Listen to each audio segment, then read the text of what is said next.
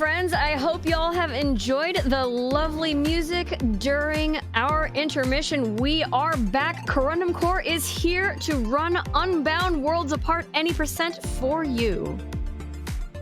All right. Hello, everyone. My name is CorundumCore. My pronouns are she, they, and this is Unbound. So this game came out in 2021, late 2021. It's kind of a love letter to Ori, and I don't know. It's a really fun time. I think y'all are gonna enjoy it. So without further ado, let's just go ahead and get started here. So let's see. We're gonna throw it over to new game, and if we're ready on the timer, we'll start on go. 3, 2, 1, go. All right, so first thing that we need to talk about with Unbound is that I'm going to be referring to things based off of in-game time, which is very close to RTA. We just removed loads because they can be super inconsistent between machines. So this run's probably going to be when you add in the loads, it can be as little as 7 seconds to a minute. So just depends on your machine. So when I'm talking about times, it may not be entirely accurate for what you're seeing on the screen here. But we are basically in the opening section here, where we're just kind of getting introduced to the world. We don't care about story. We're just going to. It looks like we're getting a slow load today. That's fine. If I was submitting this to the leaderboards, we would. So basically, our little character right here is named Soli. They are a young mage. This is their mom. Goodbye, their mom. This game gets kind of dark, just so you know, and I'm going to try and deal with it with humor, but yeah, it's a good late night run. So Soli has the ability to open up portals like this, like kind of local portals. Very similar to something that you'd see in, I don't know, Portal. I think Braid does this mechanic as well. But you're gonna see how it's used very similar to a lot of the like platforming heavy sections in Ori. Like I said, this is very much a love letter. So basically, depending on what area we're in, we have access to different abilities. Like basically, the portals that we're opening open us up to like parallel dimensions, and depending on where we are, we have access to different parallel dimensions. So right now we're just kind of in probably the most boring one, which is just like a flat mirror dimension. But things get a little bit stranger as we go on.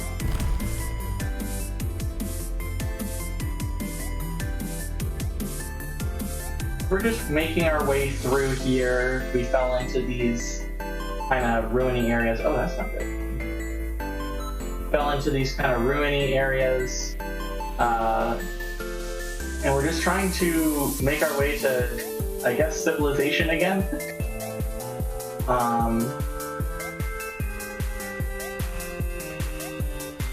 see.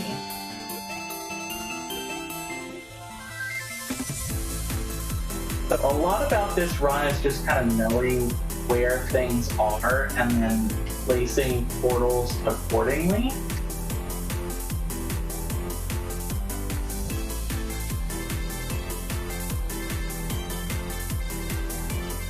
And now we're getting into kind of the gameplay of Unbound Worlds Apart, where there is a locked door. We have to grab a crystal to unlock the door.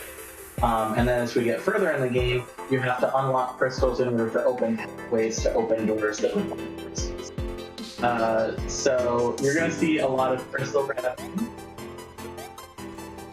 A little bit of a bad setup there, but we ended up making it work. Only lost a little bit of time here.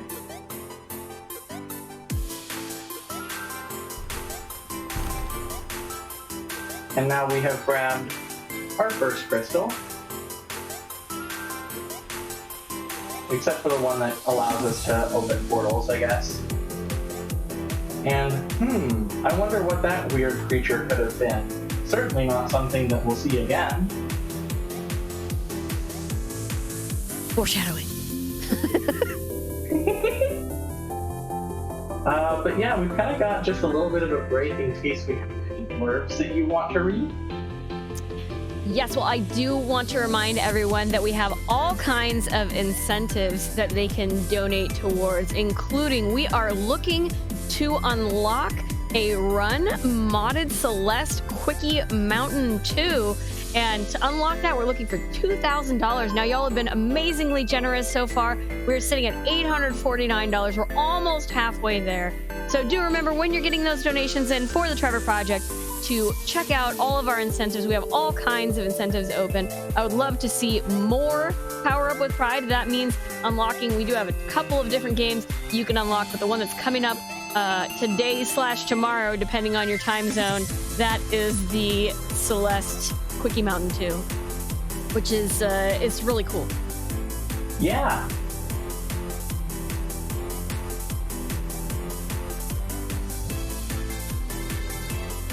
Do I have time to talk about some of the other incentives? Oh, you absolutely do. All right, well, I'm excited about this one, the one for Beatmania 2DX Infinitas, to play the unofficial Pride song. That one, we don't need nearly as many donations, and it's coming up much sooner. We're looking for $300 to unlock that, and we're sitting at $185. So much more than halfway there, but we still have a little ways to go. Also, we are looking to unlock hard mode in Mighty Gunvolt Burst. We're looking for $300 for that, and we're sitting at $45. So we have a ways to go. Those runs are coming up pretty soon. So yes, when you are donating to the Trevor Project, you do have to click on those incentives and the bid wars. We have naming incentives. We have all kinds of exciting things. All of these things are open for you to donate towards, but you have to click on them. So do remember to do that. Absolutely. So we're in the kind of glade area right now, the quiet glade, which is I guess the closest thing to a hub that we in this world. Spoiler, we're going to be going to other worlds later. Well, I'm hearing that our chill background music is still going along with the game music at this moment. Fun time. Let me just go ahead and get that fixed. Yeah, the joys of having to run off of the stream PC. But honestly, that chill background music is great. So thanks for that warning. No problem. All right, so we were in the quiet glade. We are no longer in the quiet glade. We met a little fox creature named Lyra. We're going to see Lyra a lot in this run, but because we're not really paying attention to the story, we're just going to run right past her. So anytime that I see Lyra, say, hi Lyra, bye Lyra. And I would love if we also have people in the chat saying, hi Lyra, bye Lyra. So we are in probably one of the coolest dimensional areas in the run. And unfortunately, this is the only time we're going to see this mechanic of us, if we stop moving, it reveals this area and also allows us to interact with certain platforms. Now, I apologize for interrupting you, but I'm hearing that we're not hearing game audio now. So unfortunately, game audio is really, really quiet in some parts and extremely loud in others. And so we have to kind of balance it. The game audio is just not in game well whatsoever. So it's going to be very quiet for a lot of this run, but I could potentially bump it. Yeah. We'll see how that is.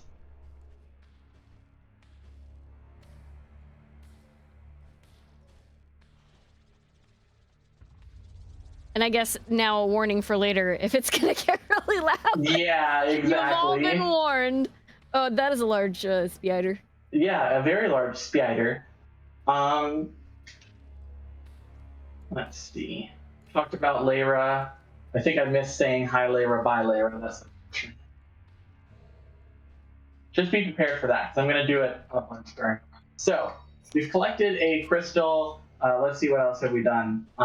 We grabbed a map. We now have the ability to teleport to these pillars, but we have to be standing at a pillar to teleport to another one right now. So you're going to see me doing a little bit of to get to pillars, and some of our routing is going to be based on making sure that we end up close to a pillar. But we're not going to have to do that for long. When we entered the Quiet Glade,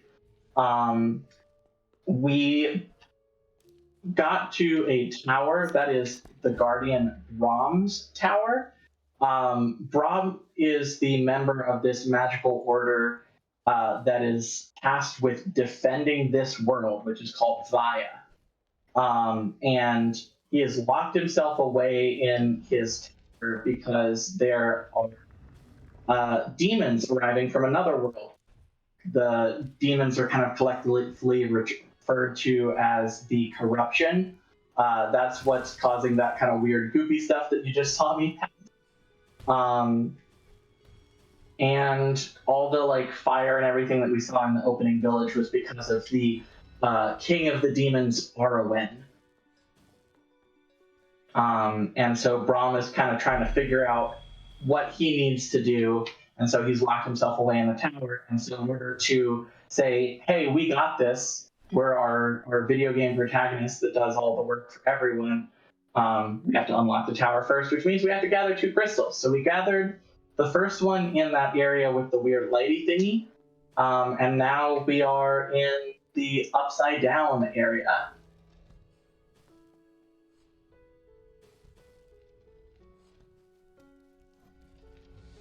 Oh, what a strange creature. I really wasn't expecting to see them again.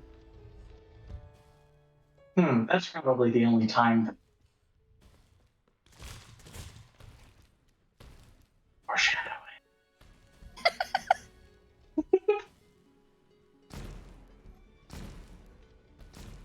Right. You definitely won't see it a 3rd time. Oh, not at all. We're actually taking an intentional death there because it sets us up for a better position. And now we are in one of my favorite parts of the run. I like to call this section the Wigglies because we're just going to be doing a lot of bit switching from upside down to right side up. And we're going to do a bunch of zigzags across the screen. Not immediately, but it's coming up. So in order to get to the crystal, this is another theme that you're going to see in this run. We have to do something else, which isn't quite like collecting a crystal, but it's basically collecting a crystal. We have to purify these altars in order to get to the crystal that's in that room. Let's see. Oh, that was actually pretty clean. Some of these puzzle solutions that we do that are a little bit faster, pretty interesting.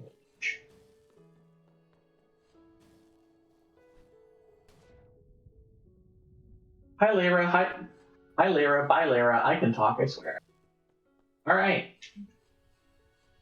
And now we are at the Wigglies. Oh, that blue thing is Lara. Yeah, the little blue fox friend. Okay, okay. Now we know. Well, now I know. Maybe chat knew already. We know when to say, hi, Lara. Bye, Lara. And that's Leyrah.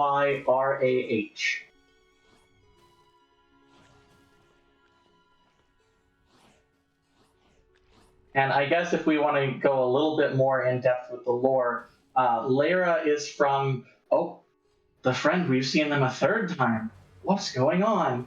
Lyra is from a world that got destroyed by the corruption, and she's very critical of the order that we are a part of, saying that they're not doing enough and they're just causing more problems.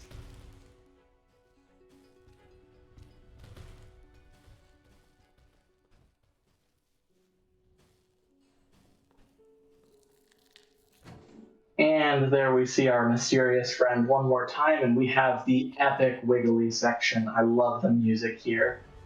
I can't hear it, but I know it. So we're having to do these Wigglies. If we touch these enemies, it's an instant death. so we have to do the wigglies around the enemies. That's one of the things that I'll talk about differences between this game and Ori is obviously Ori, you have multiple hits to be able to tank. This game, we do not have such luxuries, which causes some issues sometimes. Like, I'm definitely a fan of this game, but there are some design things where it's like, okay, this was clearly designed like with Ori in mind, and Ori has like a little bit of leniency in how much damage you can take. This game is a one-hit death game, so it just means that not everything is balanced the best way it could be, if that makes sense. Oh, I just realized I teleported to the wrong thing. I was talking up this mysterious friend and I almost forgot them. How rude of me. So we're going to make our way to our mysterious friend. Surprise, surprise, our mysterious friend is a bot. And it's going to be basically like any Zelda boss you've ever fought. So we've got phase 1, where it's shooting things at us. It's going to drop down, expose its glowy spot. It's going to attack its own glowy spot, trying to attack us. And now we do this 2 more times. It's funny to me how easy this boss is compared to the later bosses in this game. Because this boss is extremely forgiving in comparison.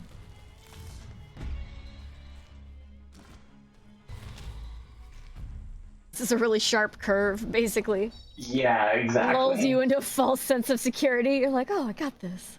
Yeah, that's another thing about this game. Like, I do really enjoy it, but the difficulty curve is the greatest. But the things that it does well, it does really well, I think. Comes up with some really interesting puzzles.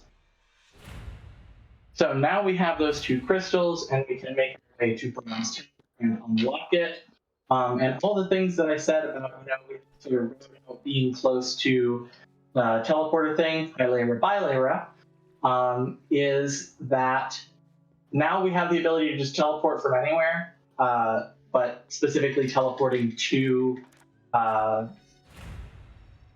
a teleportation point, like the towers. So now it's just a matter of knowing where we want to teleport to instead of also knowing where we want to teleport from.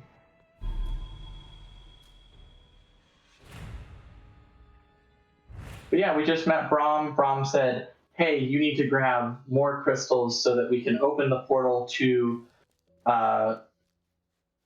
Is that the name of it? I always get it mixed up.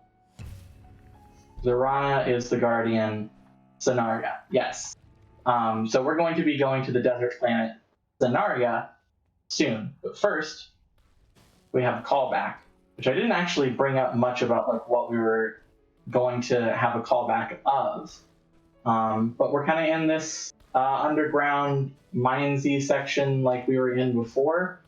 But this is a part where they actually introduce concepts really, really well. That's one of this game things that this game does really well, is even though the difficulty curve of the actual challenges that it puts you up to are not necessarily the best, the rate at which it introduces new concepts and brings new concepts is very well done.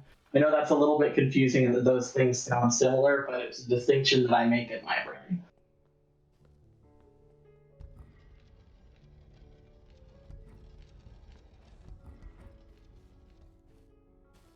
And just going to do a little bit of a pause here, else we get sniped by a fireball.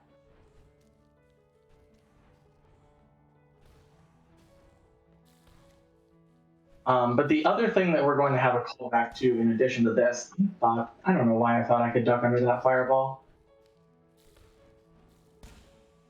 I don't know why I could faceplant that fireball. I mean, your character does seem to have a little flame on their hat, so... Oh yeah, no, Sully is adorable, and it's a little bit misleading. You think that, oh yeah, fire is fine, but no, that is I don't even know how to explain it because there's like fan They do theories. explain it like in the. Okay, go ahead. Go ahead. There's basically fan theories that it's like a manifestation of Sully's ability to open portals naturally, like open portals, local portals wherever they want. But it's just a cute little design at the end of the day. Yeah, I was gonna say like they asked the devs, and they're like, it looked cool. It Yeah. looked cool, bro. Alright, so now we are at Gatesmith Olaf. We need to make our way into the mines so that we can get the crystals to get us to Saranya. But unfortunately, we need the ability to double jump first. So we have to make our way into the mines in order to get the double jump ability. But then, of course, in order to unlock the mines, we have to do stuff there. We're going to take an intentional death here to try and get a cycle. We made it. That's a really tight window. I'm glad I got that first try. And then I did not get that first try, but that's okay. All right, pillar number 1. So we have 5 pillars that we have to activate for Gatesmith Olaf to be able to open the way to where we will get the double jump ability.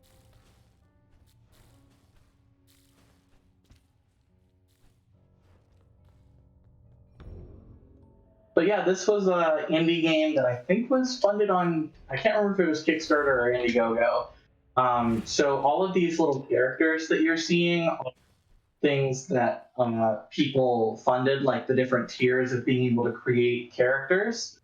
So I think that's really cool, just getting to see different people's creativity and the way that they meshed different people's ideas together into something that really does feel like a cohesive world.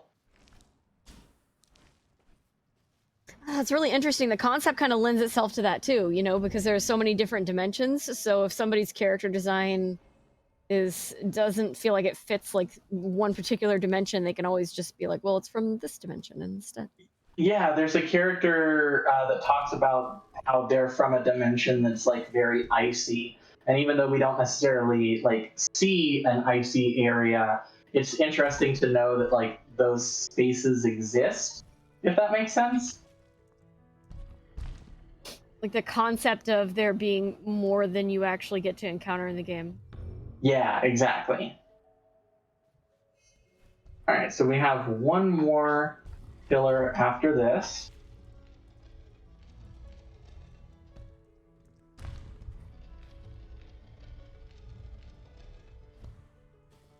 And then we are on our way to the next callback, because I said there were callbacks on callbacks.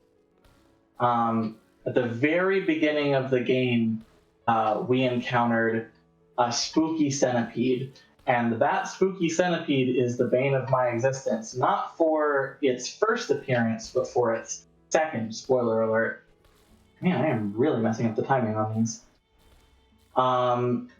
So I'm going to try and do 2 skips rapidly in succession when we see the centipede again, which is why I'm kind of giving spoilers, because I'm not going to be able to talk about it very much. But basically, I'm going to be trying to do things. One, it's not terrible if I miss it, but it's not great.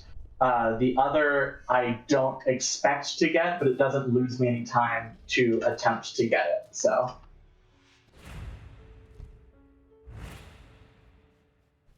we have activated all the pillars. We're making our way to the Gatesmith, and we're about to fall and collect the Burning Wings, which is basically like the Monarch Wings of Hollow Knight.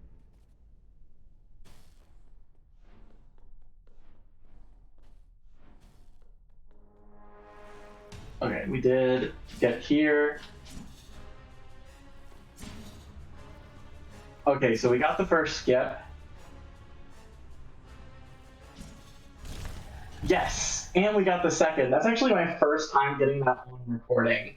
So we basically did something called block clipping, which allowed us to like run backwards in order to get back up. It only saves like 2 seconds, but doesn't lose anything like attempting to go for it. So it's really nice.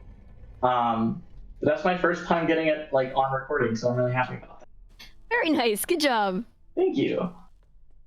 And so we just have a little bit more platforming before we get to the first like major upgrade of the game. So personally, I think I would really like to do a run that was just the any percent route with the second and third worlds, because I just feel like they're a lot more interesting. But unfortunately, that setup does not exist. Like that category does not exist. So I submit and run the full any percent. I just feel like while there is some cool stuff in Via, there is also a lot that we kind of are just moving around, not talking much. Um, so if we were able to find some more skips that, you know, reduce the kind of just downtime of Via, that would be really awesome. So this is a pretty small community for speedrunning. So if you want to help us do some glitch hunting and speed up the Via splits, that would be greatly appreciated. Check out Unbound Worlds Apart on speedrun.com. And that is everything we have to do in order to collect the Burning Wings. Now, I was talking about how we need to collect crystals earlier. Turns out you don't need to collect as many crystals as the game thinks you do, because we're supposed to collect one right there, like do a little bit more platforming and make our way around to where that crystal is. We can just kind of ignore it. So we're only going to collect the crystals that we actually have to collect in order to progress. So it might seem that I'm just like teleporting in the middle of a section in some places, and I am. If it seems like I'm teleporting, I am teleporting. Yeah, and if it seems like I'm skipping something that should be important, I am. Turns out it's not that important. I like the concept of wings for the double jump. It was pretty in Hollow Knight, and it's pretty in this. Oh yeah, absolutely. I just think it's funny that it's almost the exact same automation or animation. So we are making our way to the most corrupted point of Via right now. But before we get there, we have to do a couple of things that can be a little bit annoying. One of which is this next kind of platforming section that we're going to have, because it's cycle-based, but the cycles can get out of sync really easily, depending on like your machine's load times. So it looks like it's slightly out of sync here. So we're going to have to wait.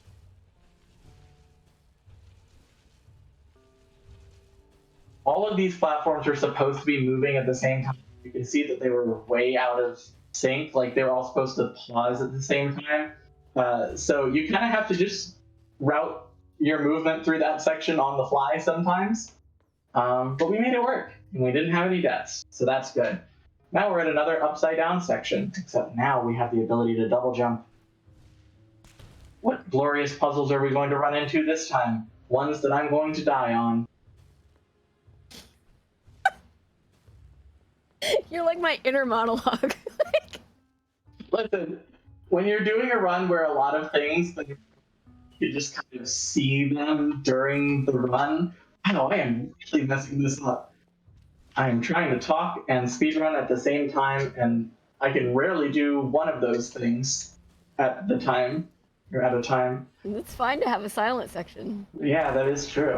But yeah, when there's a lot of just, yeah, we're doing the same thing as we've been doing, you learn how to fill the silence. And sometimes that's just full stream of consciousness. I mean, stream of consciousness is pretty much like every streamer's experience. Oh yeah, absolutely. There we go. So this section right here, we're starting to get where it's really heavily corrupted. And there's going to be a couple different tricks in rapid succession of little physics quirks of this game. So one of them is going to be that I'm going to double jump and then immediately switch the direction of gravity, which means that my double jump is going to send me in one direction at first and then the other direction. Okay. So you just need to clear this area. Yeah, so you might have seen that little weird wobbly thing. That was me jumping and then immediately changing the direction. This is one of those sections where it can get pretty loud. Just need to make our way through the rest of this, and then we have one very dangerous wiggly section with very epic music that we can barely hear. There we go. Section full of big pointy teeth. Exactly. Big, spooky, scary, pointy teeth. Just everything wants to bite you. Even the rocks want to bite you. Oh, yeah. The rock biter. And we have one more crystal that we have to grab in Via. And on the way, we are going to enter the meaniest section of the entire run. So I hope you're ready for it. I won't spoil it any further. Wait, the what? The what is section? Say it again. The meaniest. Oh, the meaniest. Oh, no. Like someone in chat said, the tooth zone. No, the Psychonauts run was earlier. I guess more than one game can have the tooth zone. Yeah. I don't know. I don't think this is quite the tooth zone. Spoiler alert. We're going to see more teeth. Oh. Tooth warning. Tooth warning? Yeah, so now we are in I guess the way to explain this is the light dimension as opposed to the heavy dimension. We basically have, it's described as the strength of giants. So things that we normally wouldn't be able to move, we can now move. Big, heavy stones and things. In addition to that, we're about to see fire becomes bubbles. I don't know why, but it does. And we can use those bubbles to traverse tight spaces. That was really cute. Right? All right, so now we are into the swampy, or I think it's called the mire, which is one of the reasons why it's very meme-inspired, because all I think of is Misty Bear from Fortnite. There's a couple different Fortnite references in this game. It's not just me being a degenerate. Okay, so which parts are just you being a degenerate? I mean, like, inquiring minds want to know. Okay, listen. I can't give away all my secrets. Okay, you'll notice that the mission title there was Fungus Among Us. Oh, God. Like I said, this is full of memes, this section. If you want to know the secrets, you have to like and follow and subscribe. Exactly. Follow me on twitch.tv/CorundumCore.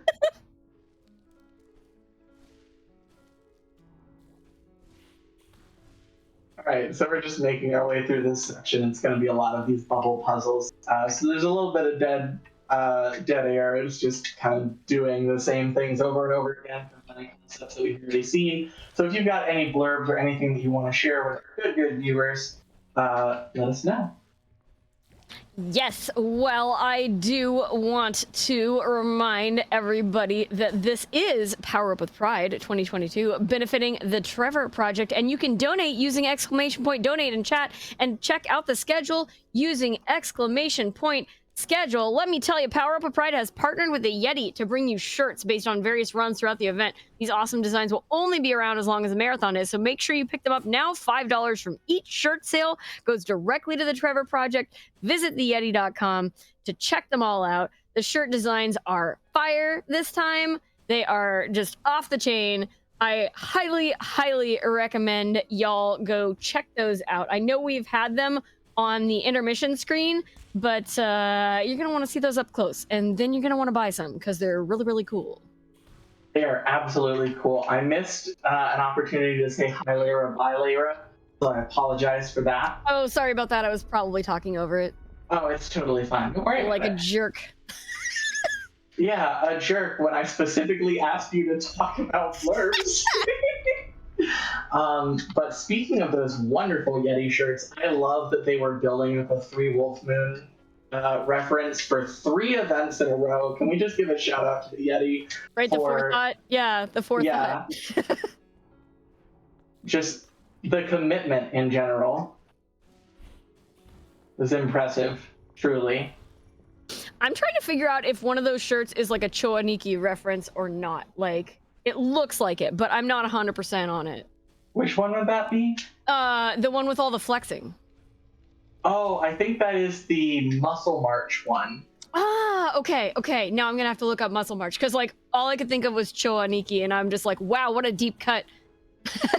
Oh no, you absolutely. Everyone, I'm so glad that we brought this up. Everyone, look on the schedule for.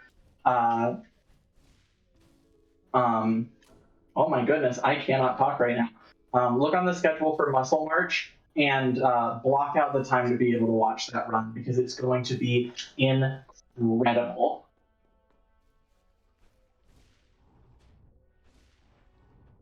All right. Just having to adjust my positioning a little bit there. I think we're good though. I just got messaged by a friend who told me that I had to look up Muscle March as I was looking up Muscle March. Fantastic. That is a friend that is looking out for your health and well-being. Right? It is a very good friend indeed. Muscle March. Wow. Make sure It you looks are amazing. Why don't I have this game? I know. It's so good. I love hyping up other runs in the marathon. It's one of my favorite things to do. All right, I'm looking it up. I'm looking up when Muscle March is happening here. Okay. You got to share with the good people. Right. Well, I mean, this is in my time zone, so it is. I'm trying to math it out here to just say how many hours it is from now instead of saying like time zones.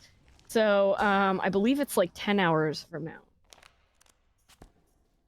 Excellent. Could be wrong. There's enough time to get some decent sleep before that. Right? Yeah, totally. Yeah. All right. So unfortunately, we are completing the Fungus Among Us mission, and now we are going into the desert. So we're done with Vaya, and we're starting to get into some of the really interesting movement of this game. So I'm super excited. Got one more chance before we switch worlds to say hi, Layra, bye, Layra. And we make our way to Brahm's Tower. Talk to Brahm, give him the crystals. And now we teleport off to Saranya. The desert world of Saranya. Or Sonaria. I'm going to mix that up during the entirety of this run, just so you know. I feel you so hard, though. I can't remember names to save my life, so well, it's you're in also good company. It's very similar to characters named in this area, so my brain wants to combine the two. So getting introduced to a couple new concepts like these here. We're about to see a big old spider, a bunch of big old spiders. So I should probably give an arachnophobia warning. Well, yeah, spider warning. Yeah. There's going to be a bunch of big ones. Teeth warning. Speaking of teeth warning, here's a teeth warning. I spoke too soon. I got killed by the spider before we could see the teeth. But yeah, there are these kind of sandworms. You can't have a desert worm sand. They're covered in teeth. Everything on this desert world is very spiky. All right. So you'll notice like little squigglies underneath these sandworms. If it's got an orange squiggly, it starts moving based off like proximity, like at the opening of where it comes out. If it has a blue squiggly, that means that it's just on a set timer. But you can see that they're covered in teeth on these sides too, which is an interesting design choice. We'll put it that way. One could also say nightmare fuel. I was gonna say, you said that with so much affection.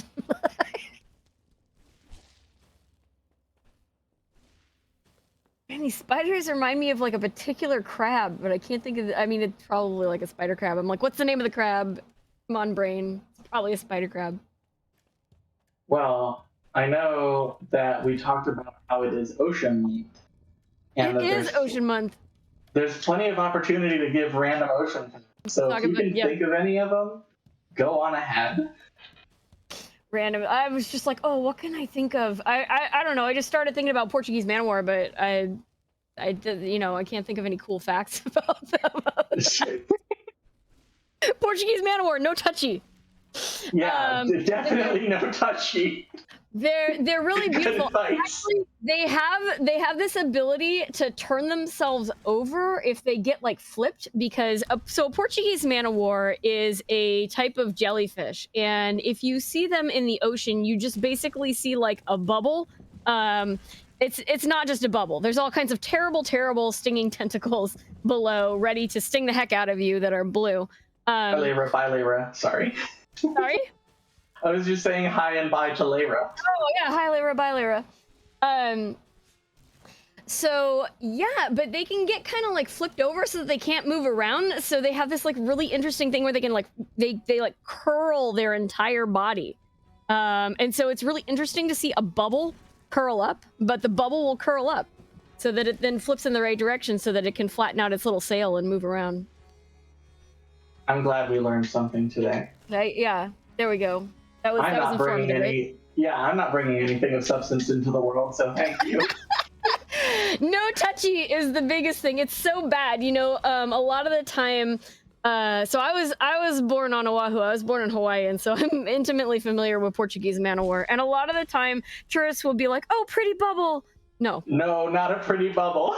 Super not. And they will even put a warning sign on the beach that has like Portuguese man of war warning. That means don't go in the flippin' water. And often people will ignore the signs. You know, they'll have like the undertow sign, they'll have the Portuguese man of war sign. You go in the water when the Portuguese man of war sign is up, it means that a bunch of Portuguese man of war are in the water. You're gonna get your dumb butt stung. That's what it means. Yeah, you definitely don't want to get your butt stung. Yeah, well, they'll sting you wherever. They're not picky. So we just collected the wall climb ability, which is one of the things that's going to allow us to do some really interesting tech. So for whatever reason in this game, whenever we grab the wall climb ability, we'll have the ability to use dash early if we are on a wall, and then we quickly tilt the analog stick in the direction off of the wall and then hit the dash button. So for whatever reason, it basically gives us the ability to dash early, which is going to allow us to do a little bit of sequence breaking and a little bit of just fast movement, I guess. So we're going to see an example of that right here, where we don't have to do some backtracking a spider.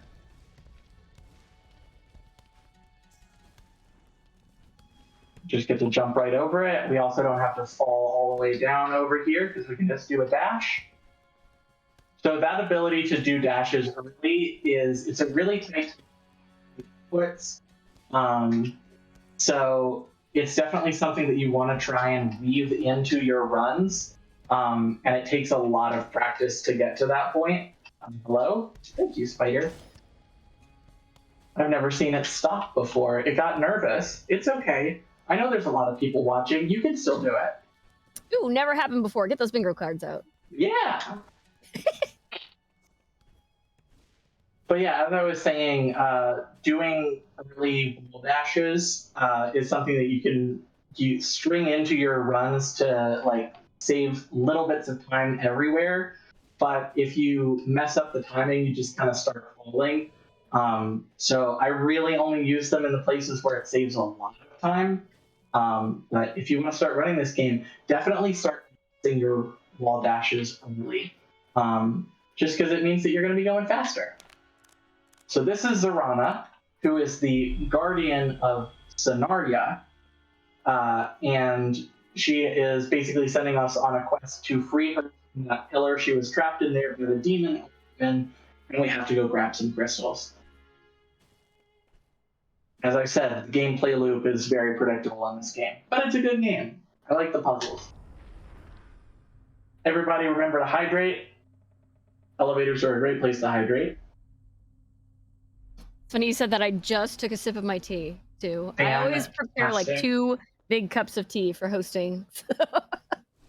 I accidentally drank through most of my water before the run because I was just kind of absent-mindedly sipping, so I'm having to make this last. Oh, no. All right, so this is kind of, I guess, the closest thing to a hub area that we're going to see for Sonaria. So we're going to be moving through here quite a bit. First thing that we've got to do is we've got to go down and unlock the dash ability. Because, like I said, we have wall dash a little bit earlier than expected. We want to be able to dash all the time because that's way faster than just walking all the time. And so we're going to go unlock that. Helps if I hit the button at the right time. See, normally you would think, oh, there's just a big old worm. It's going to be squishy. It's not going to be a problem if my feet touch it. When it has teeth on its sides, that's another no touchy. So like almost everything else in this game. It's covered in big pointy teeth. Yeah, I mean, this plant is covered in big pointy teeth, but it's also got like a bouncy skin in it. So, there's just so many different options. It's really choose your own adventure of what terrifying nightmare creatures can you die at. All right. Will you be having the spikes or the teeth this evening? Excellent choice. I wonder how you could pair. Do you want to be stung by a Portuguese manowar or sliced on the teeth of a sandworm? Oh. Which pairs better with your meal for this evening? Oh. Well, if you are a nudibranch, you would choose the Portuguese manowar because they actually get their stinging cells from eating jellyfish that have them. They don't make their own. Oh, there you go. That's really cool. There's an animal fact. Yeah. Yeah. Donate with the animal facts, honestly. I love to hear. Yeah, right? I'm just giving them up for free. Yeah. Get some donations in there for some more animal facts. If you haven't seen a nudibranch before, it's worth Googling. It's worth looking them up. They're absolutely gorgeous. There's so many different types. It's just a slug. It's so funny, but like, just kind of imagine like a little crawling anemone. They come in so many colors.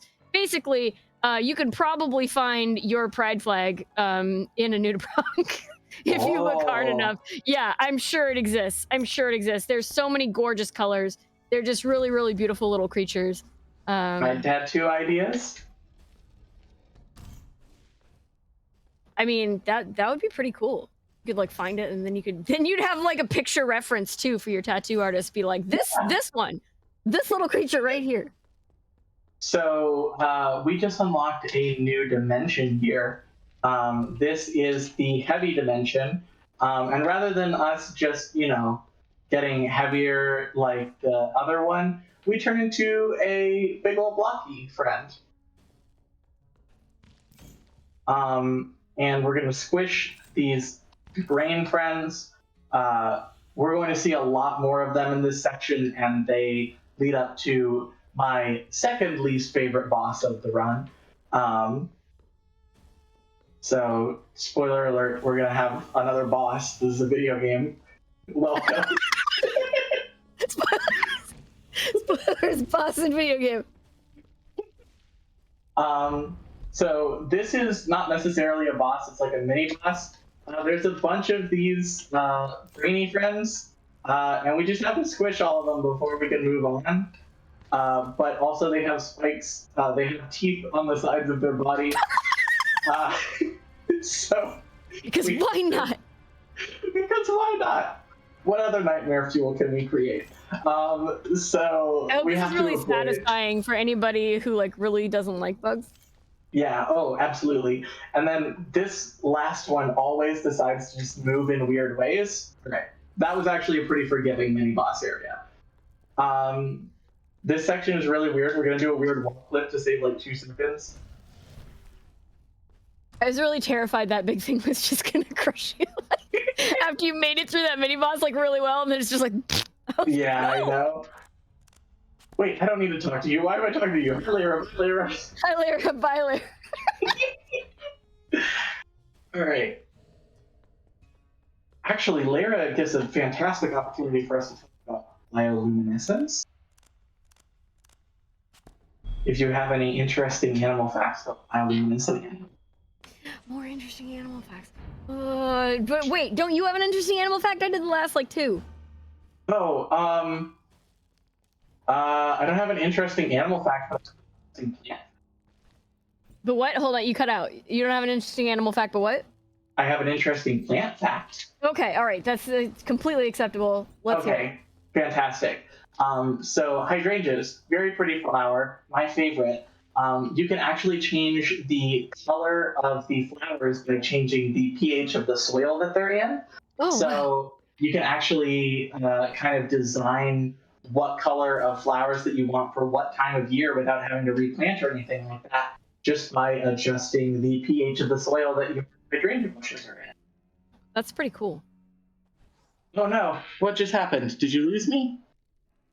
I can still hear you. There was kind of a disconnect noise, so I'm gonna ask chat, can you all still hear CorundumCore? Say a few things, CorundumCore. A few things. Did you? Okay, we have a bunch of yep, sounds good, and can still hear you. So whatever happened, Fantastic. it was not your audio cutting out. Love it.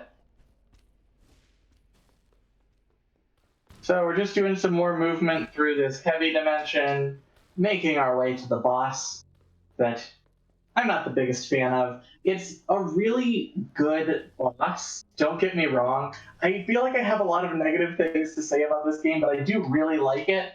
It's just a couple things that make the run a little bit more challenging.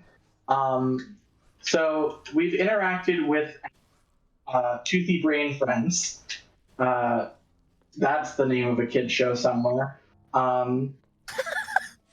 We are going to see more of them in the boss, and they kind of flood the floor of the boss arena, and so it's very easy to die to a toothy brain friend. And we're trying to save the world, so we don't have a whole lot of time in our schedule for dying. So you were just completely booked. So we are going to try and avoid that happening. I'm going to take an intentional death here, though, so that we can get a slightly better cycle on this toothy brain. And then I have to remember, okay. Sometimes the game decides to just not, and this is one of the times where it seems to just not. Okay.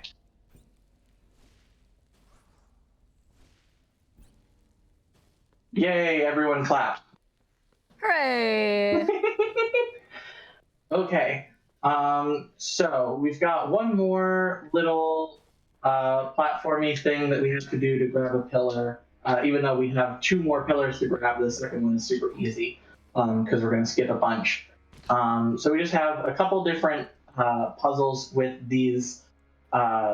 We haven't even started talking about the gross eyeball, one weird swoopy snake thing bugs that we've been seeing since the beginning of the run.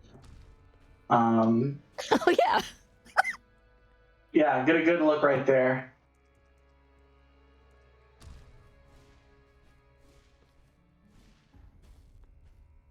And we're just making our way. There's one really tight puzzle window that we have right here that I'm going to try and make.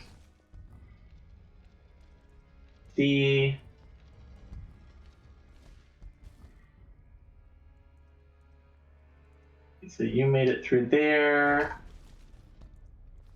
Hit the button, please. Thank you. Activate this. Thank you. Move our way through here. Perfect.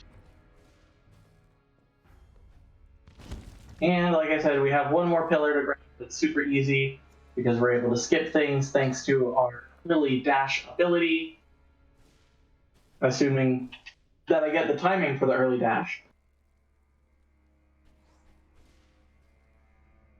All right, one more time for the culture.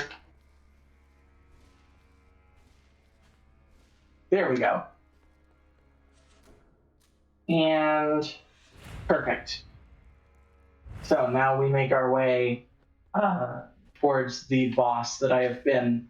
What's the opposite of hyping? I don't know. Dissing?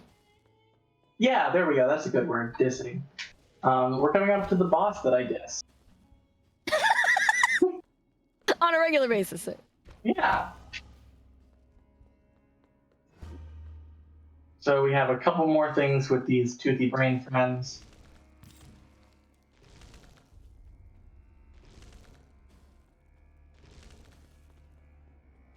There's just so many spikes in this game. Oh yeah. Just so many spiky bones.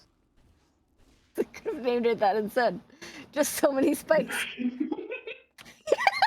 We're not even in the area with a bunch of spikes. You want to sell like, a game to speedrunners? Just name it. Just so many spikes. Speedrunners are like, woo! Oh yeah. So this is the boss fight. I'm gonna go for the slightly riskier strat because I've been having more luck with it this run during my practice runs. So there's obviously these toothy brain things on the ground, and they kind of like block your ability to like move around. So I'm gonna try and like that platform as much as possible, rather than like dipping under like the game expects you to do. Okay. No! I jumped a little too high, so we have to start all that over again. Like I said, this game was kind of designed like very similarly to Ori, but I don't necessarily feel like all of the bosses are balanced around a one-hit death mechanic. So there's a couple places where we just lose a lot of time to small things like that, but it is okay. I gave myself a generous estimate for that reason. That was interesting. And like even the world record, I think, has some deaths on the bosses, so like, there's plenty of room for improvement in this run.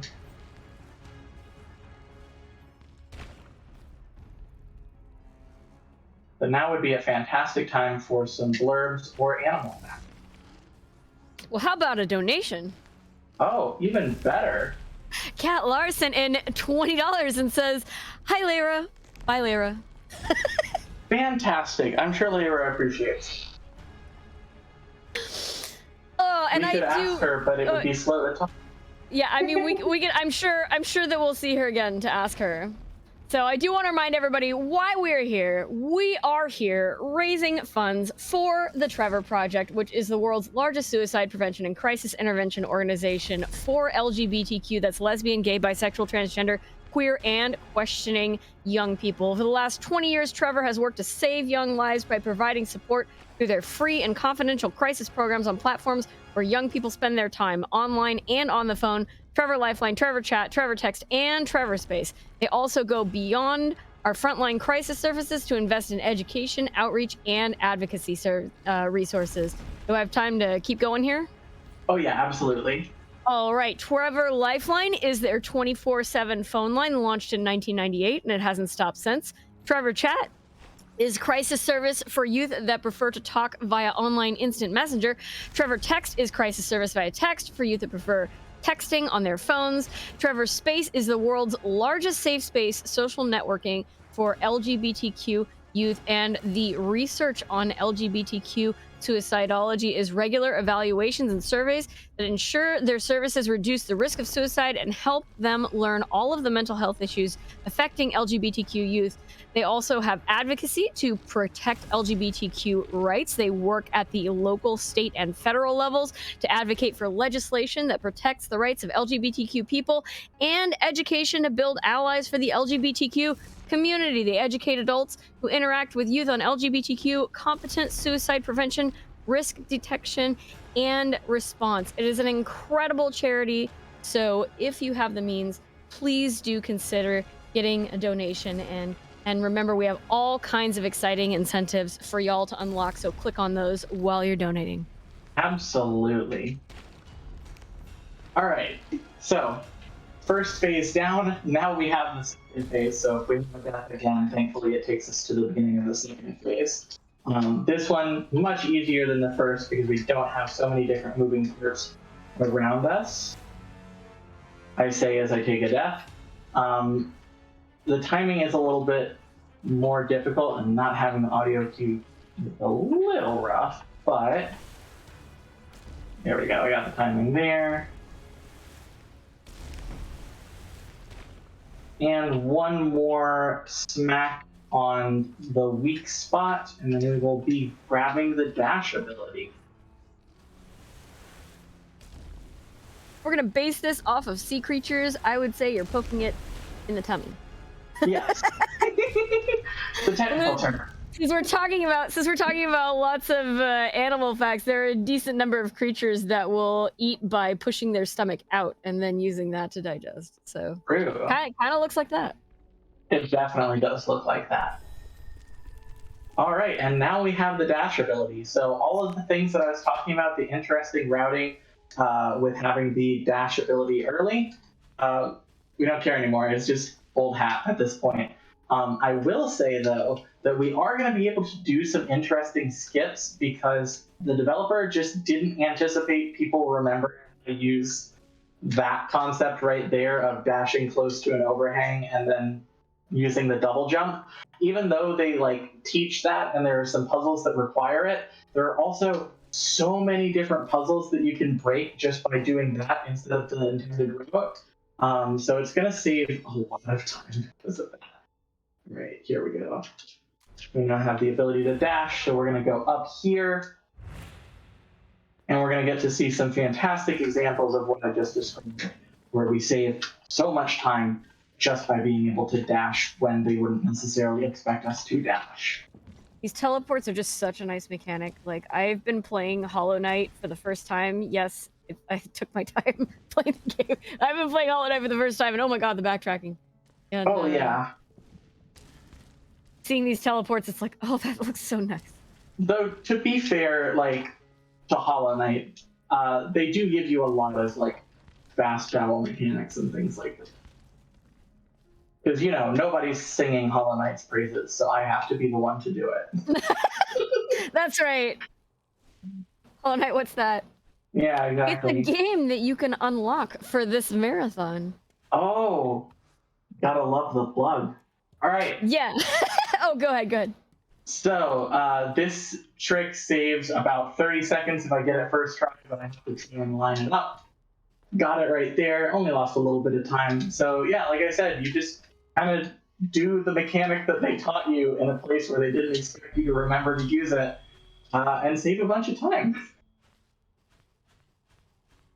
I should mention that all these not all of, but a lot of these characters that I'm just kind of running past that are in the middle of puzzles are actually a collectible. Those are lost villagers, and so you can grab them to bring them home and basically get the good ending of this game, because we're doing the bad ending because we don't collect any of them. But nobody's ever actually completed a run of we call it Paradise Percent. So if you want to help the community route out Paradise Percent, that would be fantastic. Oh, let's see. There we go.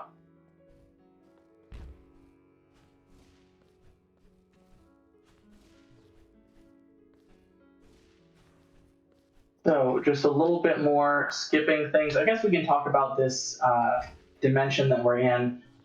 I don't really know how to describe it other than the weird dimension. Basically, things just don't behave the way you would expect them to, and that's really all you can do to break it down.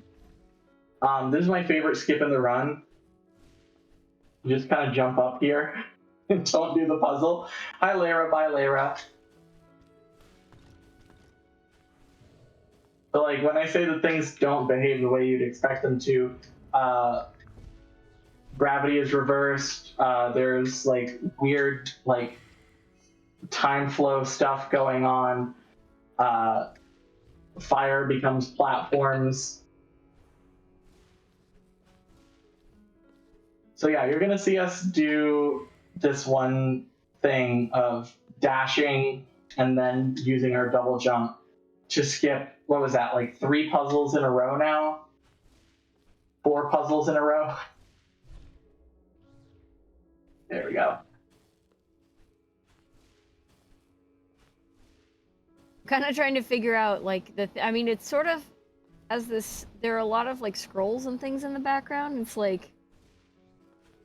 So we're kind of in like a library slash like an archives thing. A library dimension, except it's still full of spikes because it wouldn't be this game if it wasn't full of spikes and or exactly spikes and or teeth. Though to be fair, aren't teeth just spikes made of bone? Teeth are just spikes in a very specific location. Yeah, exactly. All right, unless you're an herbivore. True. Not quite as spiky. So we activated this elevator, do all of that, you know, what kind of like terrifying platforming section will we have to do to finally collect the crystal after all of that? Oh no, my one weakness, running to the right.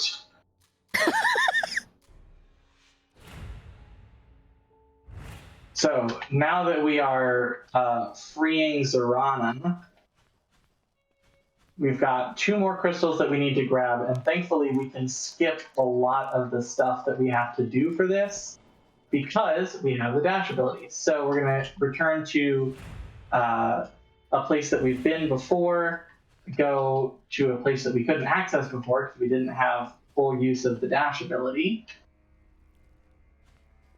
And we're going to do a really, really nice skip. Okay, so it's a little bit tight. I'm going to set up an autosave there in case I missed this a couple of times. It saves about 42 seconds if you get it first try.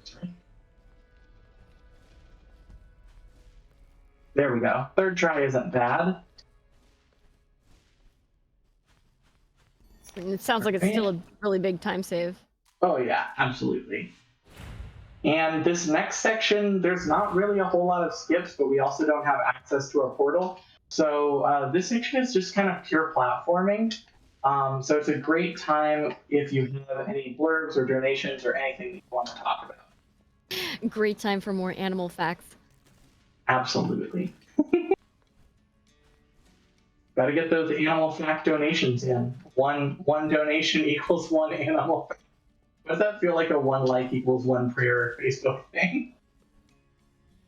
I mean, that's a good yeah, you know, yeah. 1 donation for 1 animal fact. I'll go along with that. But I do want to remind people that we have all kinds of incentives that we have open for upcoming games, including for Mighty Gunvolt Burst. We are looking to unlock hard mode for that. We're looking for $300. We're sitting at $45, so we definitely have a ways to go. Here's one I'm extremely excited about for Beat Me Nia 2DX Infinitas to play the unofficial Pride song. I would really, really like to hear that. But in order to hear that, we do have to meet our donation goal. Again, that's $300. We are sitting at $185. We're more than halfway there. So do remember, when you're getting your donations in, y'all have been incredibly generous. When you're donating to the Trevor Project, you do have to click on those incentives and bid wars in order to donate to unlock other things. Speaking of which, we have an entire game that we're trying to unlock as well. It's the modded Celeste Quickie Mountain 2. So if you want to see that Celeste hack, which I've seen it, it's a lot of fun to watch. I would recommend donating towards that incentive. We're looking for $2,000 to unlock that, and y'all have been amazing so far. We're sitting at $849. I do believe that we can do it. I believe we're also trying to unlock that by tomorrow. Well, I guess technically it's tonight, right? We're trying to unlock that. I should just look at the schedule and say how many hours away it is. Let's see. It shows around 6 p.m. for me, and it's around 1:30 a.m. for me right now. Math. We'll just We've say got time. you have over 12 hours. You have like 15 hours, about 15 hours to get those donations and 15 hours to raise a little over $1,000. I do believe that we can do that. But yeah, we're trying to unlock all kinds of things. So do please get those donations in. Listen, it's the weekend. My brain is not doing math stuff right now. Time zone stuff is like the bane of my existence because most of these speedrunning marathons are on Eastern time, you know, if not like European time, you know, so I'm always having to do all these calculations. I'm always incredibly grateful when the folks say that I can just enter stuff in my time zone and they'll figure it out. And not as grateful when they say, figure it out yourself. I still do it. Sometimes it's just what you gotta do for the love of speedrunning. Yeah, absolutely. So we're getting introduced rather to this mechanic where these walls get activated by getting hit with the fire. Ah, no, I almost got that. I like skipping this puzzle because for whatever reason my brain just does not agree with it.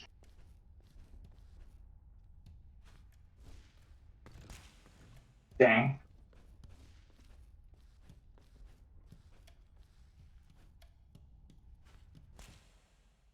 All right. I'm going to stop trying to skip the puzzle and just do the puzzle.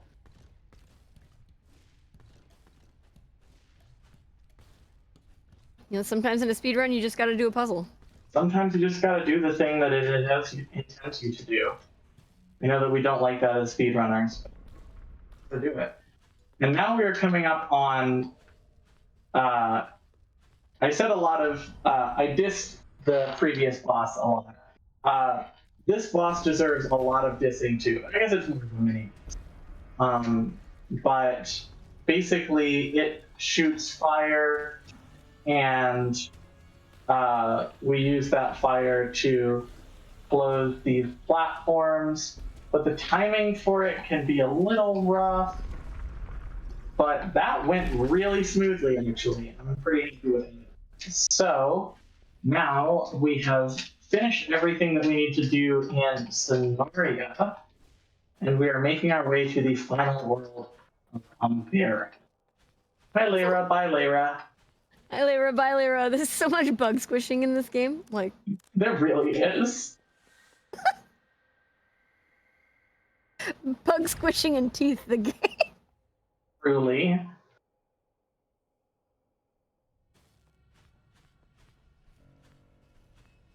You're gonna notice that, like, whenever I'm on those, like, weird, I guess, bone bridges, you're gonna see me jumping before I dash. That's just because the game doesn't really handle dashing when you're on a moving surface very well. So I just kind of jump to avoid having to deal with that. Now, is there like a story reason for every dimension being really spiky? Like, is there something going on that's just making spikes happen everywhere? Or is there actually like a nice, chill, like, grass and flowers dimension, like touch grass dimension? Like, Touch grass dimension? I mean, a lot of the infection or the corruption that's coming from Umbera and from the demon Irwin is infecting other worlds. So I think that's the story reason. But I think that's just an explanation that the dev gave because they wanted to put a lot of spikes in the game. So we're grabbing a teleportation pillar right now because we're about to do the hardest skip in the run once we unlock the double dash ability. And so we need to grab that just so we can teleport back to the bridge. We're going to do a thing called bridge skip in a little bit. So now we have the tiny dimension, which basically just makes us shrink down into an even smaller version of Soli.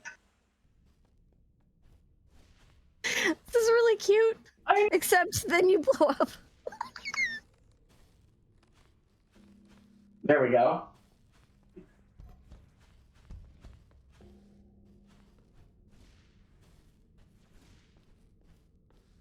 All right, here we go. Gonna do a little bit of a skip there, where I take an intentional death so that it spawns me with the teeth already being moved.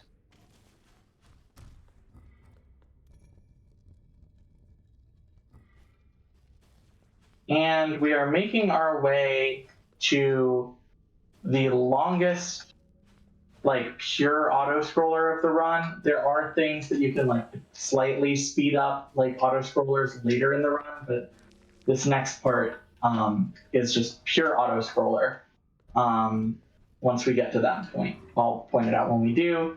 So it's going to be a fantastic opportunity for us to read some donations. So absolutely get those in before we reach that point. You have probably about 30 seconds. So get those donations in. Yes, please do get those donations in. I want to point out, I like how this dimension makes all the spikes Cool Ranch flavor. Like, the spikes don't go away, they just all become Cool Ranch. Listen, you're not wrong. But I'm also extremely hungry. I'm sorry. It's okay. Okay, Right. ice, they turn to ice, alright. Alright, cool, we got there. So this is the thing that killed our mom at the beginning of the game. And we now have an auto-scroller section where we just get to ride on its back for like 2 minutes. Not 2 minutes, it's just very slow, and its movement is slightly inconsistent and jagged. It'll just randomly decide to move forward. So while it's an auto-scroller, it's not a consistent pace auto-scroller because the movements, like I said, are a little janky. So it's really easy to die on this section. It's very embarrassing what we do. Yeah, I could see that. I like how they went for both spikes and kind of hammers with this one. Yeah. No deaths though, which Like is pretty digging good. or like what is even happening? I don't even know. It's crawling through lava. Like at a certain point, I'm just like, I'm here playing the game. That's about all I know. All right.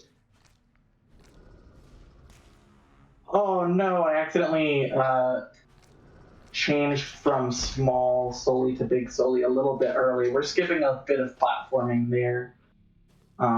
Here we go. Fall down here, and we are almost to the point where we can do bridge skip. Just 2 more jumps through here, or sorry, only 1 more jump through here. And now we have double jump, and we're going to do bridge skip. So bridge skip is basically a really tight jump, about the same level of difficulty as QGA for people who are familiar with Hollow Knight speedrunning. That's the Queen's Gardens acid skip. So we're going to do that right here. It might take me a couple tries to get it. First try, awesome. Never mind. Well done. Oh wait. I hyped up that trick and said that it was difficult, and then I got it first try. Awesome.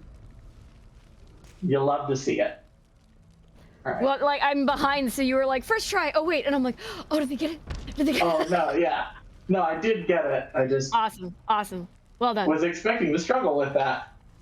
Nice surprise. So we're coming up on what is basically just a bunch of platforming sections with this auto scroller mechanic where we don't have control over the portal. It's just kind of moving automatically. And this is also where the volume of music increases significantly. So apologies that the audio is going to be a little bit higher than it has been during the run. So definitely, if you're a headphone user, go ahead and turn down your headphones a little bit, just so you don't blow your eardrums out or anything. Nice warning. Thank you. Yeah, of course. So, like I said, this is basically just auto scrollers. This is the head of the Demon King. It's chasing us. and we're going to not only see more of his disembodied head, but also the rest of his body later when we get to that point at the end of the game where we, spoiler alert, fight Arwen. What, we fight the big bad in this game? Who could have foreseen this? All right, Spoilers. You fight another longest boss. longest auto-scroller section, that was a mouthful for some reason, is right here.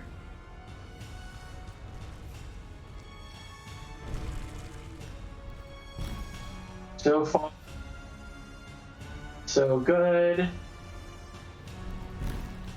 And we're good. Once we get to this point, we are safe. And all we have left is the Arwen fight. So, first thing I'm going to do is I'm going to make my way over to this fight arena and immediately take an intentional death. Not that one, though. That is an unintentional death. Those are two very different. Please don't get them mixed up. Once we get into the boss arena, here we go. I'm going to quickly dash over to the left, take an intentional death to start platforms moving a little bit faster. So this is Arwen. Arwen's fight is in 4 different phases. If you take damage at any point during one of the phases, it takes you back to the beginning of the phase. So this first phase is above ground right here. And we're just basically doing some platforming while opening portals in order to kill these enemies.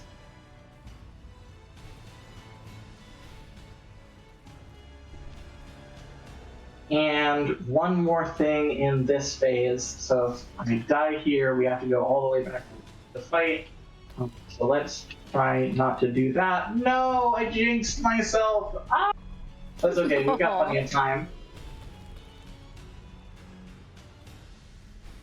You just get to hear more of this really epic fight music, hopefully. Hopefully it's balanced enough that you can at least partially hear it.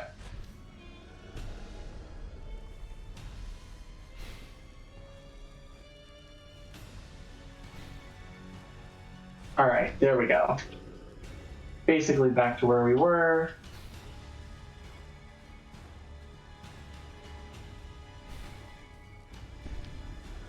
Okay, one more. And then we get to go on to phase 2.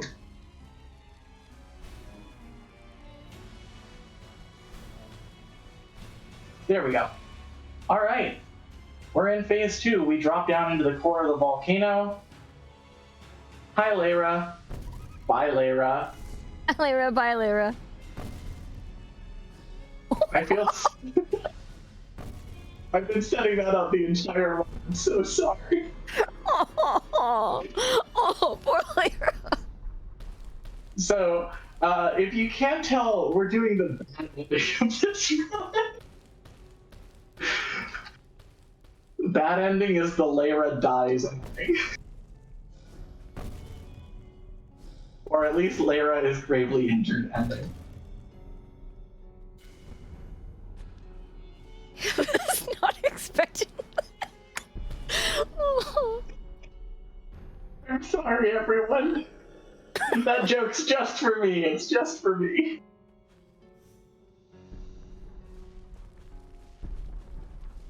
I'm on to phase 3 here.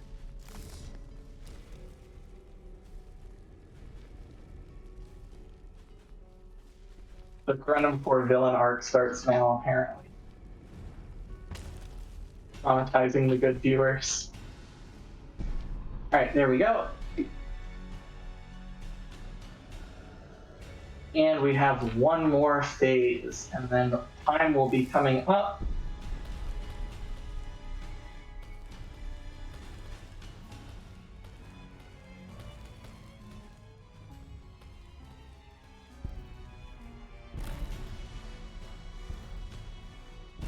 And get ready on time. It's once we get to the cutscene starting here, and time. GG. And we're a little bit ahead, so we can watch the the We visuals watched for the bad ending. Yeah. This is the ending you don't want to get. If you want to play this game, don't do this. It's very simple. Aw. Get the good ending. So basically, Soli is taking in inscription into their own body, and Lyra is using the last of their energy to make sure that that doesn't happen to Soli. And Lyra is sacrificing herself to save Soli. Used up the last of her soul to teleport Soli to another area and take them away from the corruption. Wow, Lyra's the that's- boss, though. That was like really powerful move. Oh yeah, absolutely. And that is Unbound Worlds Apart. So thank you so much. That was a pretty good run, all things considered. A lot of deaths on the on that boss that I don't like, but for the most part, we made up for it. Thank you so much for watching, everyone. Thank you to everyone who donated, everyone who's been hanging out and interacting in chat. You're all wonderful people. Thank you so much, and continue sticking around for the marathon. I actually don't. So, can you help me out a little bit? I'm sorry, you cut out there for a moment. Just asking, I cannot remember the life of me what run is next. Can you help me out? Oh, yeah. Oh, yeah, the next run coming up. Yeah. It's Indiana Jones' Greatest Adventures. Yeah, Nice. Storm's gonna be running that. Yeah. Yeah, absolutely. 90%. All right. Stick around and check it out, everyone. Take care.